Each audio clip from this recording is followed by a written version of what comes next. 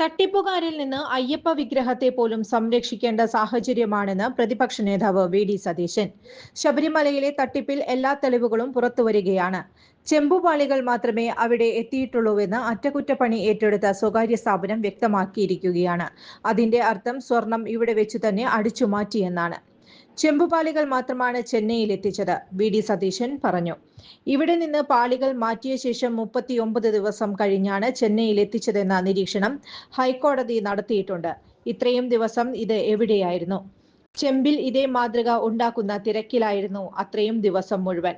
സ്വർണം ചെന്നൈയിൽ എത്തിയിട്ടില്ല. അത് ഇവിടെ വെച്ച് തന്നെ അടിച്ചു മാറ്റിയിട്ടുണ്ട്. ദേവസ്വം ബോർഡിനും സർക്കാരിനും അധികൃതർക്കും എല്ലാം ഇക്കാര്യത്തിൽ പങ്കുണ്ട്.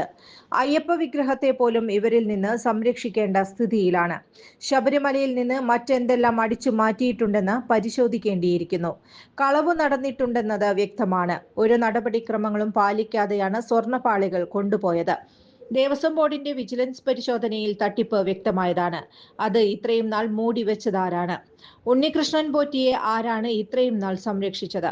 ശബരിമലയിലെ സ്വർണം കവർച്ച ചെയ്തുവെന്ന് വ്യക്തമാണ്. അതിന് ഉത്തരവാദികളായ ആളുകൾക്കെതിരെ അടിയന്തരമായി കേസെടുക്കണം, വി.ഡി. സതീശൻ പറഞ്ഞു.